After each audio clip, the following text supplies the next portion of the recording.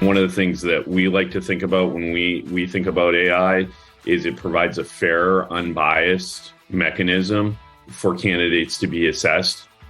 We think about going down to a local store and office and filling out an application, a call and going in for an interview. That picture is just not feasible today.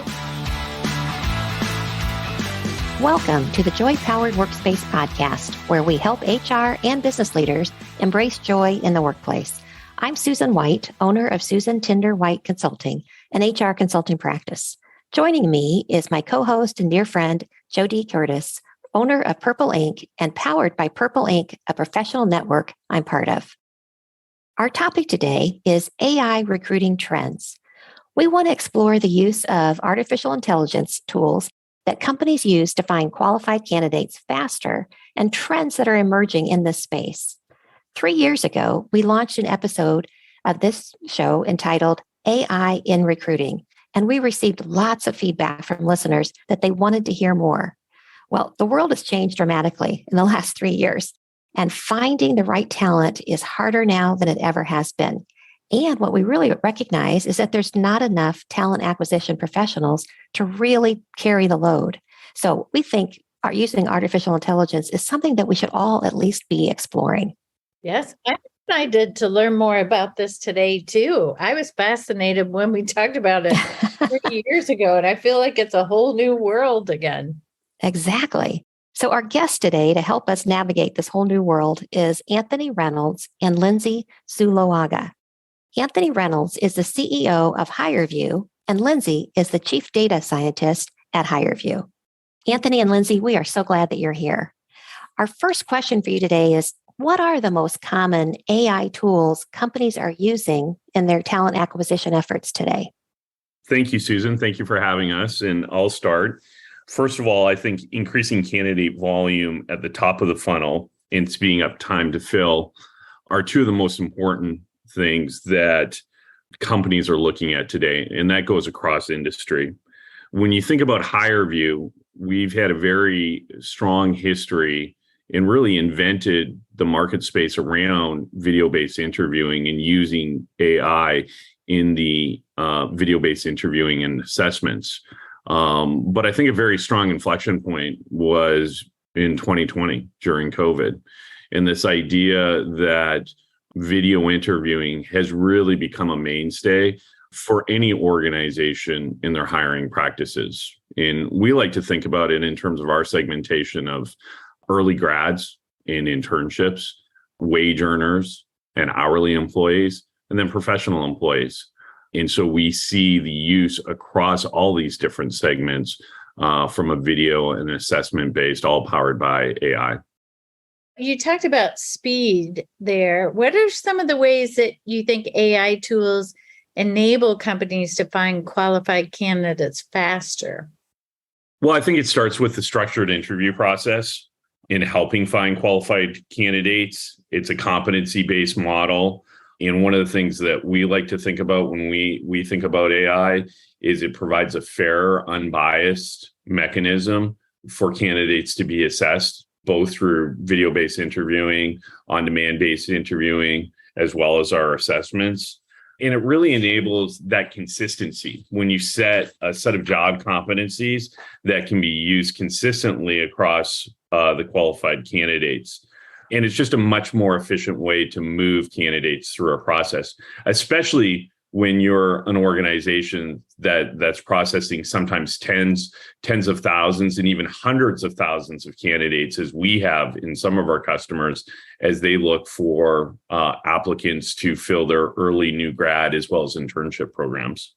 I love having that structured process. And again, you mentioned about AI taking some of the, I forget what word you said, but judgment or discrimination out of it. They're unbiased. Yeah. Yeah, unbiased. That was the word you used. And because I think we're always telling our clients, like, you got to move quickly. You got to move quickly. And then they don't want to do much and they just want to hire the first warm body. And then we're like, well, you got to take more time than that. So it's finding that sweet spot of moving quickly, but still going through a structured process, I think. Absolutely. So, what are some of the latest trends in AI hiring tools? What are the things you're seeing? Obviously, the video interviews, the one-way interviews where people are assessing themselves, but what are some other things that you're seeing? A lot of it has to do with the way that you engage with candidates, right? And I gave the example of one of the segments. And if you think of early careers or new grads or internships, and you think about the demographic of students coming out of college and universities, when you engage them in an opportunity, previously you would have done that via email and tried to set up and schedule interviews and et cetera over email. Well, that no longer works because this demographic of people, frankly, doesn't use email, right? And so one of the big trends we've seen is engaging the candidates is through chat and text and enabling our entire platform so that interaction for the candidate, both when they're searching for jobs, as well as when they're trying to schedule interviews, as well as interacting with the company. And even once they've started with an organization, from when they accept that job offer to when they start, what are all the things they need to do from an onboarding process? So the biggest trend that I've seen as of late is really on how the candidates are able to engage with an organization. And as a vendor to all these organizations, it has been the innovation around us, for us to be able to chat and text enable our entire platform. So important. I was seeing a statistic recently that, of course, so many employers have moved to email as opposed to ever trying to call or send letters or anything like that from the dark ages. But now people are so, especially the younger generation, so inundated with email, they rarely, if ever, look at them. Maybe every 2 to 3 days, they may scan them. But if you're going to really want to communicate with somebody, it's got to be by text. Doesn't mean they're going to respond to you, but it means they're probably going to see it. Yeah. And what we find is in those certain demographics and segments, they don't even use email, right? The open rates in correspondence are less than 1%. When we have customers, when we do some A/B testing, an email enabled solution might have open rates with the candidates of 1%. When we turn on a text and chat enablement, we see engagement rates in the 60 to 70%, because that's the way they want to communicate. And so for us, it's really understanding the personas of the candidates and how we can engage with them. Makes sense.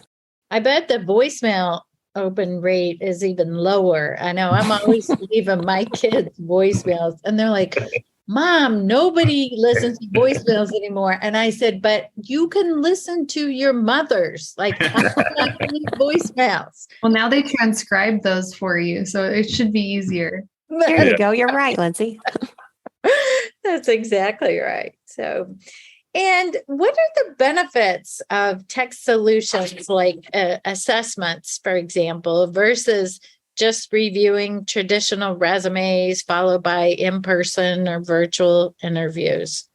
I think even going further back from what Anthony said, when a lot of us think of traditional hiring, we think about going down to a local store, an office, and filling out an application, getting in a call and going in for an interview.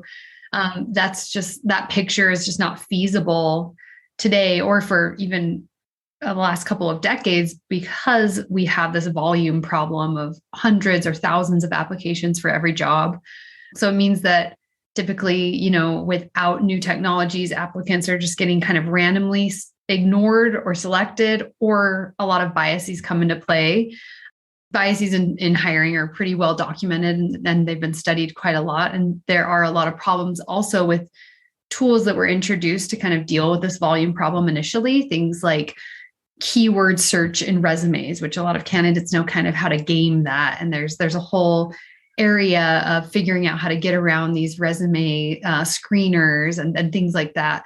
So I think, using video interviewing and assessments not only allows for consistency, like Anthony said, but it allows us the people who look at the data to really closely monitor how various groups are performing, demographic groups, and ensure that we uphold the standards and guidelines that have been set out in the assessment space for decades. So it's a new methodology, but the same standards and laws apply from the Equal Employment Opportunity Commission and from the Society of Industrial Organizational Psychology.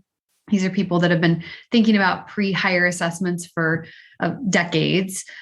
So, it's important that the science comes into play, that we test our algorithms and we validate them, look for bias during the development stage. And also we're able to do that on an ongoing basis so that we can intervene and mitigate if bias does creep in, which is something that's impossible to do when humans are making the judgment.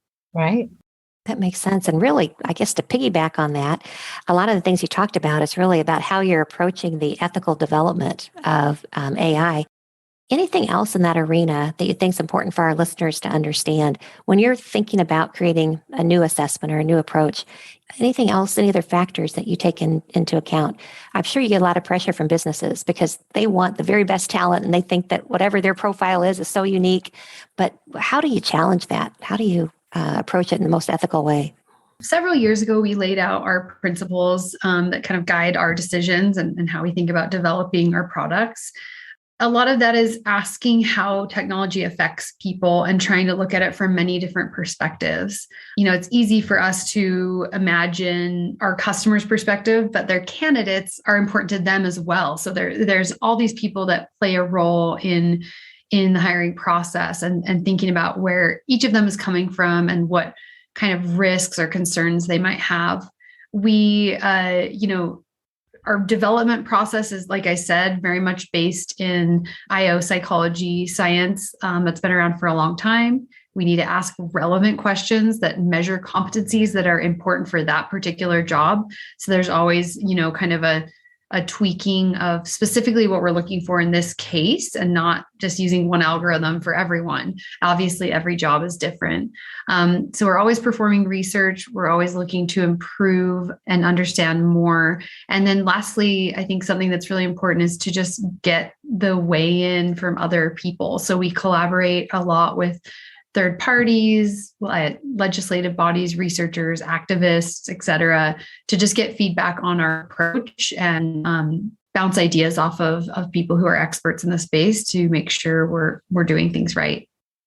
And any ideas or suggestions, best practices that you might share with our listeners about transparency and what they're looking for or what they're trying to accomplish? We have a lot of experience here because we learned a long time ago that kind of keeping things close to the vest to protect our IP just wasn't good business for us. We've been at the forefront of kind of, pioneering this space. So if we aren't super transparent about what we're doing, people often assume the worst. And we've had some experiences with that in the past. So over time, I think we've just opened up more and more, and we've chosen to engage in several third-party audits. We actually just recently released an explainability statement. We worked with a third party on that to just walk through in detail how our AI works so that anyone who's interested, customers, candidates, the public, can understand what we're doing. And that's available on our website. So I think, it's always been a push towards more and more transparency. And I'm really, really proud of where we're at with that. So I haven't heard that before. An explainability document or policy, did you call it? Yeah, statement. We call it explainability statement.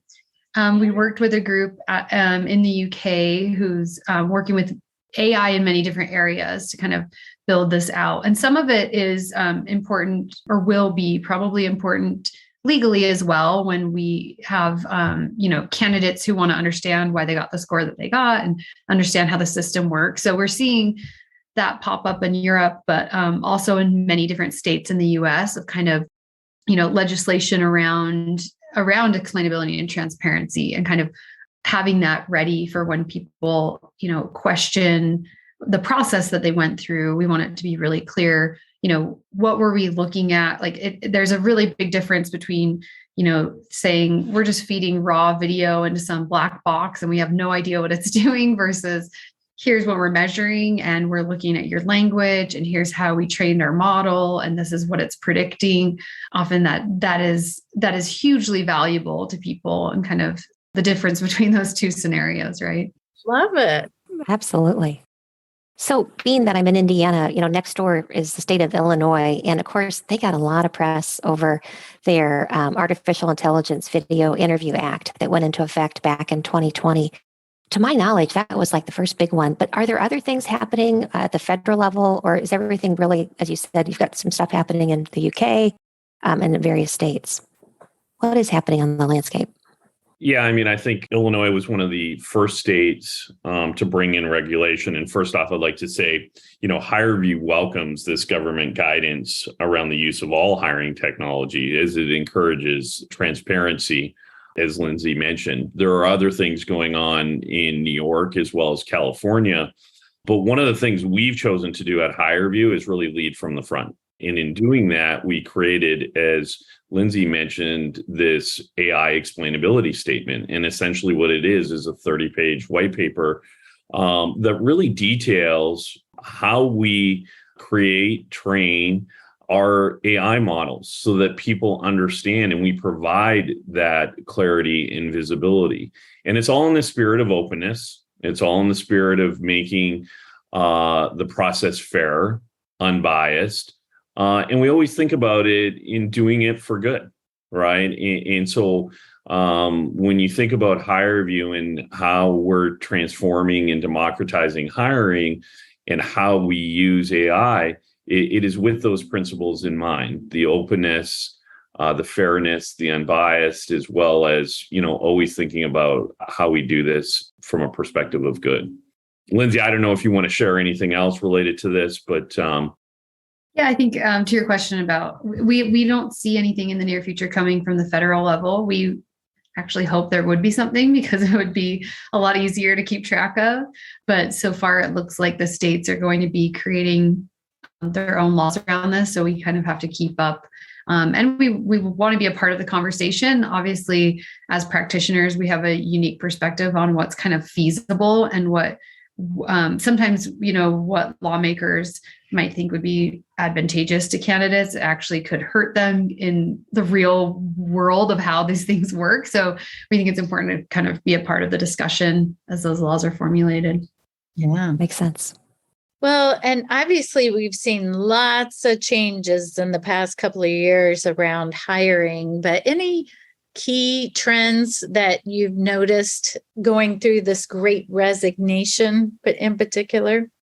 Well, one of the biggest things that comes to mind for me is, and I use this saying internally, is we play at work and we work at home. These two worlds have commingled themselves. And so obviously this mind shift started pre-COVID, but it was really cemented during this time. And I think for me as a CEO, it gives us an opportunity to work with our colleagues and employees and think about them both from a working perspective as well as a personal life perspective, and think about things more holistic. Clearly, one of the things that employees want is career development. And so making those internal development opportunities available is something that's top of mind, I think, for any organization. And that's something also that HireVue can assist in, especially in larger organizations, is putting a mechanism and process in place to facilitate that. But for me, that biggest trend is really the commingling of both the work life as well as the personal life, and how do we adapt as organizations in continuing to make it a great place to work for our people. I love your quote, and I'll add on to that with one. I heard somebody else say that he is homing from work. I like that too. Yeah. That's great. I love it. New lingo. I retired from a large Fortune 100 company, and they started using HireVue before I left there in our hiring efforts. And honestly, I thought it was so slick. Really, really thought it was very, very cool. And then I've been doing consulting the last, now 8 years. And as I have worked with smaller businesses, sometimes they want to shy away from using AI because they'll say, The employees or the kind of employees that we're trying to attract aren't going to be comfortable getting in front of a computer. First, they probably don't own a laptop. They're going to have to go get a laptop, borrow one, go to the library to do video interviewing. How do you respond to that? Because I'm sure you're calling on clients who sometimes say, we have a segment of our business that they just aren't going to be comfortable with AI in the employment process. Yeah, well, first of all, I mean, the way that you can engage with HireVue, be it a laptop, a tablet, or even your mobile phone, makes it very easy. I think when we look across those different segments that I outlined at the beginning, there hasn't been any resistance from the candidate's perspective, especially in the early new grads, in terms of adopting the process around video-based interviewing. I think for an hourly based worker that may be applying for a job where they already have a 9-to-5 job, the ability to do this on demand, whether it be late at night or on the weekend, so they don't have to schedule an interview during a time during their shift or take time off to do it, is something that's seen as very favorable. And then from a professional employee perspective, it gives an opportunity for you to put your best foot forward and really be assessed on the competencies and skill sets that are needed for a job. So for us, we haven't seen from a candidate perspective any resistance to adopting this technology. The point I'll reiterate is how do you engage with those candidates has changed in certain segments. This idea that you can only engage in email. Whereas a chat and text-enabled platform is far more efficient for different segments of the market. Yeah, I'd add to that. I mean, we're always striving to make our platform accessible to everyone and easy to use. So when you look at these different segments, and you could just kind of have to think how we can open up the funnel as much as possible. Usually people applied for the job online. And in theory, hopefully taking a video interview would be even easier than applying for a job online, that it's, mobile enabled. And we used to, actually, when we started HireVue, we used to ship people webcams to take their interview. So rather than flying across the country to be interviewed, you could record yourself answering questions. And so we'll send you a webcam and you send it back. And even up until a couple of years ago, we still offered to send people a webcam if they needed one. And of course, no one had taken us up on that for several years. So we no longer have it on our website. But what we've seen with kind of this explosion of cameras on mobile devices and people getting more comfortable has really lent itself well to the technology. But the way that the flow happens and the UI is all really important in making it seamless and easy to use for everyone. I think the name of the game these days is flexibility, right? We all want flexibility when we do things, and to be able to do that on a night or weekend or at our current job or wherever that might be is a real benefit. Yeah. So put you guys on the spot here a little bit. We talked about the great resignation. Some people say the great reckoning. Do you think we're headed into the great return? Do you see some optimistic signals we might be paying attention to?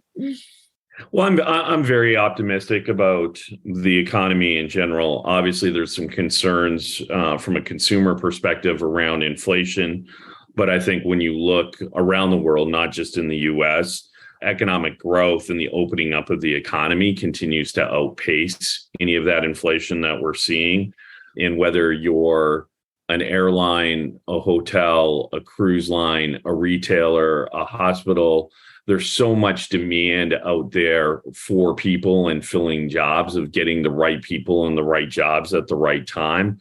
We're very bullish on the outlook that we see. In fact, the demand for just video-based interviewing on its own is growing 50% year on year right now. Wow. And it's solving those problems in all those different industries and segments of the economy. Nice. Being the joy-powered workspace, we like to ask all of our guests your thoughts about joy at work. So if you'd be willing to share, what's one small step people can do while leveraging AI in recruiting that can create a more joyful candidate experience? So when we think about in hiring, obviously helping someone find a job that's a great fit for them is a joyful experience. But on the other hand, you have a lot of people who will apply for a position and not get the job because that's just the way the math works out. We have a customer who likes to say that you should design for the disappointed.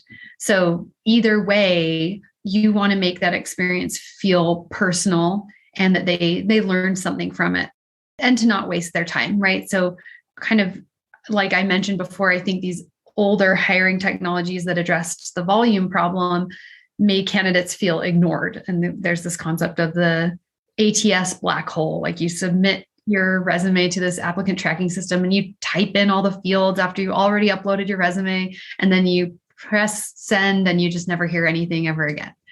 So the technology is now evolving to the point where really candidates can be engaged early and often. They can have a lot of transparency into the job and where they're at in the hiring process so that they feel respected. And even if they don't get the job, they feel like they had a good experience and that, possibly they got some good feedback on how their assessment went.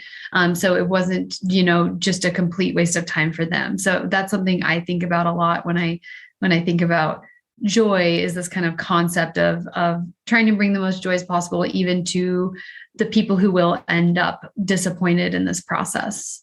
I love that. I do too. I think for me, as I think about HireVue as a company, and one of the things I always, remind our team, our mission is really around this democratizing of hiring. But I always like to remind them that, let's think about our customer's customer and what we do for that person who's a candidate. In our customer's customer, we create a life-changing event. We help them get that job. And we've all been there. We've all had that opportunity where we got that one job and we were like, yeah, we got that job. I was able to put my best foot forward and I feel like I did my best and I got that job. And so whether you're a flight attendant on Delta Airlines or you're the assistant manager at the Hyatt hotels, I always remind ourselves to think about that person. And that's our customer's customer, who is that candidate who got that job, and our ability to create those life-changing events, because those are pretty special. And that's why, we exist here at HireVue. That's a great perspective too. It is. I love it. So how can our listeners reach out to either of you and or if they are interested in learning more about HireVue? What's the best way for them to connect? I think for, me, and I'll speak on behalf of Lindsey, we're both pretty active on things like LinkedIn and Twitter, and you can find us both on that, and happy to engage. You can also reach out to me directly. It's a Reynolds@HireVue.com. And I'm always excited to engage with folks on any level of the conversation. I'm connecting with you on LinkedIn right now. There we go. Well, thank you both so much for joining us. It was really educational and fun, and we wish you and HireVue the very best. Yeah. Thank you so much. Thank you so much. Really enjoyed the opportunity. Wow, Susan, I think I say this every time, but I really learned a lot from that and how the technology is working and the impact during this crazy recruiting time that we're in right now. Yeah, I have to tell you, I think it was wonderful hearing about how they approach the work that they do in such an ethical manner. I know that any AI firm right now is under a lot of scrutiny by the government to make sure that what they're doing is not actually perpetuating more bias. And the fact that at least HireVue has put together a statement of explainability, working so hard to be transparent, I just really applaud their efforts on that front. We want to get better at hiring. I think our intent is good, and we want to make sure that technology helps us do a better job, a fairer job, doesn't harm us. Right. We tried video interviewing several years ago when we were, I wouldn't say we were on the bleeding edge of it, but the leading edge of it, maybe, of trying that, and had a lot of success with some positions. and had no success with some others. And of course, even just in the past 2 years, right? The technology around that, many of the things they talked about are so much better, and people are so much more comfortable now doing videos. But, I would just also urge our listeners too to think about what kind of positions will these work best on? Yeah, definitely. I think people coming out of school are probably just very adept. But if you have a workforce that is not using iPhones or they're not using the computer and the kind of work that they're going to do is not technology related, we want to recognize that maybe that might not be the right role to do this, right? Yeah. Susan, we have a listener question today that says, how can I navigate a conversation when you get a promotion, but you're disappointed by the compensation and it's non-negotiable? Wow. Well, the first thing I'd say is they're telling you it's non-negotiable. I'm not convinced it's non-negotiable. Some things I would probably think about.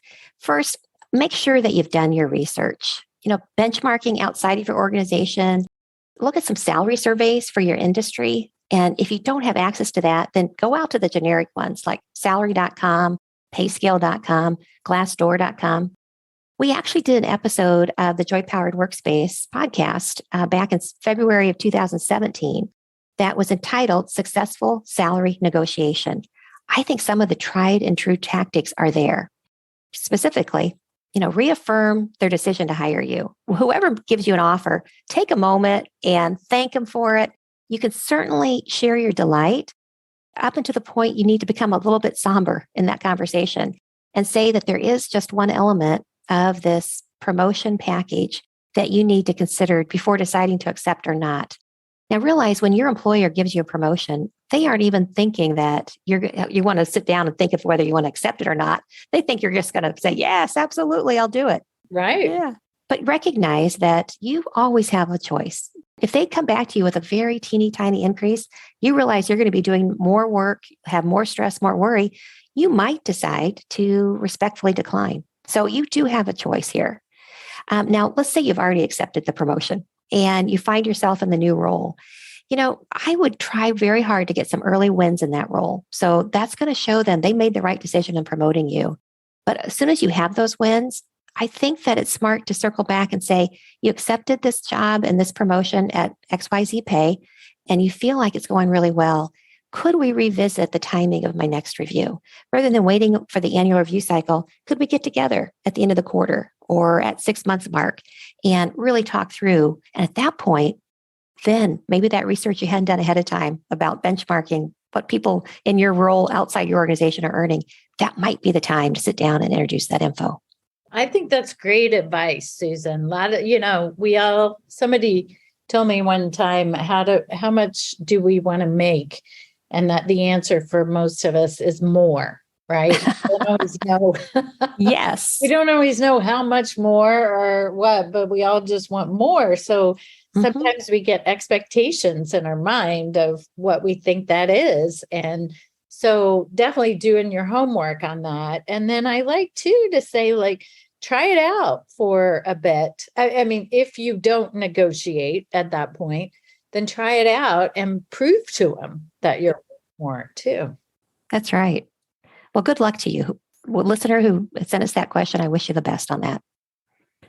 In the news, HireAct, a chat-based hiring app, found that 60% of the jobs posted to their platform in Q1 2022 required only a high school degree, while 29% required a bachelor's and 2% required a master's degree or beyond.